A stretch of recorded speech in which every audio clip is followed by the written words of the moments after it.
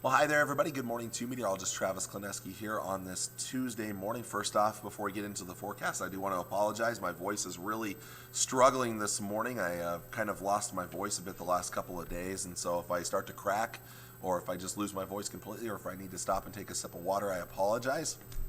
But sometimes that's just the way things work out here. In fact, I'm going to grab my water right now so I have it with me just in case I need to take a sip.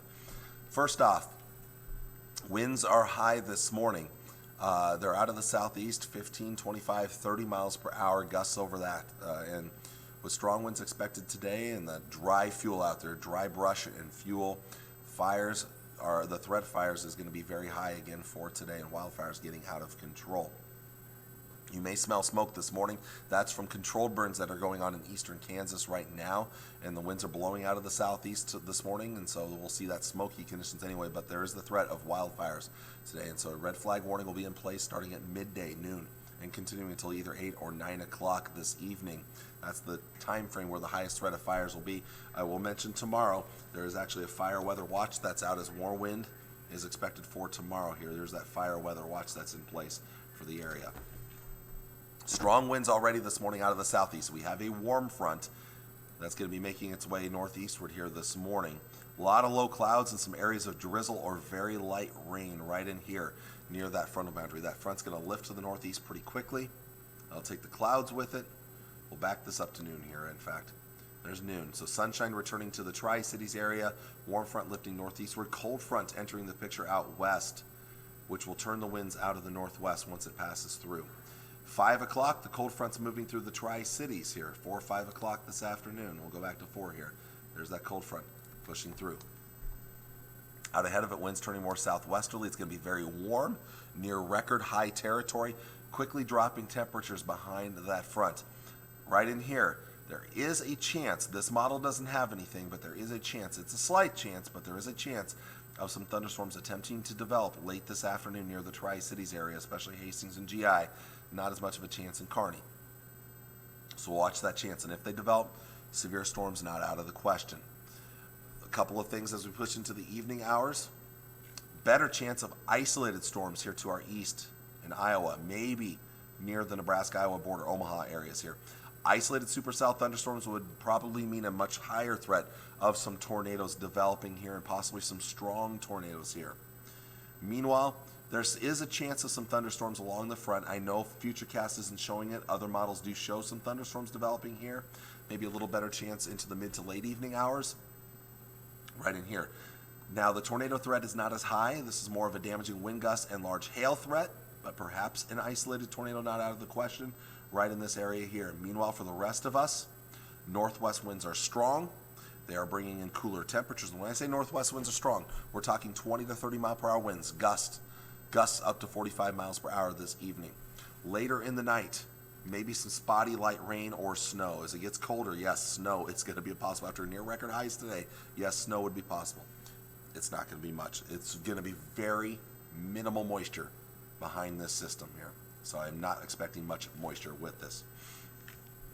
Pushing into tomorrow morning, still windy, much chillier. Skies beginning to clear up. So Wednesday, many of us seeing mostly sunny skies. Maybe a few lingering clouds in the east, maybe a few clouds later in the day up north, but mostly sunny for most of us.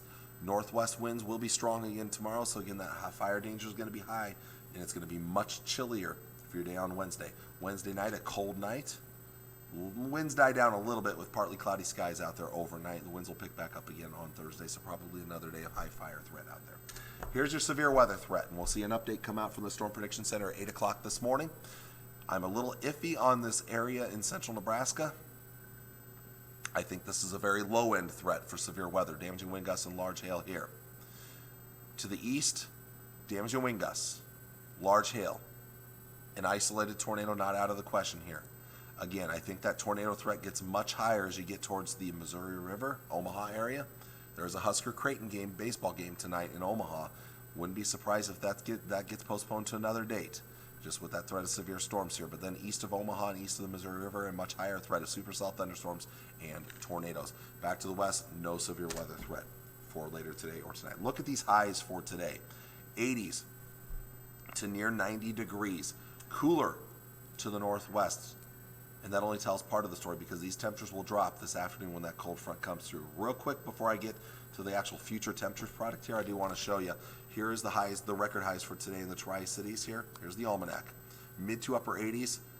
We have my forecast would currently call for possibly a record tying high temperature or a record breaking temperature in Hastings there. So tied or broken record highs will be a possibility for today. Let's play this out from the hour to hour here as we warm up initially, but then here comes that cooler air behind that front as temperatures drop off later in the day and then getting much, much colder as we get through tonight and into tomorrow morning. Lows tomorrow morning down into the 20s, low to mid 30s, maybe some upper teens off to the northwest. Highs tomorrow only in the 40s and lower 50s. Tomorrow night down into the 20s and even teens again for overnight lows, and then a slightly better day for Thursday, still a little bit on the windy side. Long range conditions will get better after today, after the cooler and windy days out there. We'll see Thursday or Friday and Saturday slightly milder, not as windy but still breezy. Iffy on that chance of moisture there for Easter Sunday. Chance of rain, maybe snow if we see the moisture, but most long range models don't have moisture, so our chances are very slim. But again, if we do see moisture, it would be likely colder on Easter Sunday than that 54 I have right there. But if we don't see moisture, there's a chance we might be a little bit warmer. But overall, most of these next 7 days or so are going to be below average after today. Real quick, the European forecast model does call for a good chance of rain and snow Easter Sunday, then wrapping up Sunday night and a Monday morning. But the GFS and the Canadian model is very similar to this one. Very slim chance of moisture for most of us Sunday into Sunday night, and then it shifts off to the east there. So otherwise, like I said, if we don't see moisture there, we'll probably wait until the middle of next week. Otherwise, it does look like we're going to stay on the cooler side of things as we look through the long-range forecast, maybe getting back to around our average high by next Thursday. I want to thank you all for watching today. I'll be back with you tomorrow morning, Wednesday morning, to talk about some colder temperatures. Until then, take care, and don't get blown away today. God bless. Bye.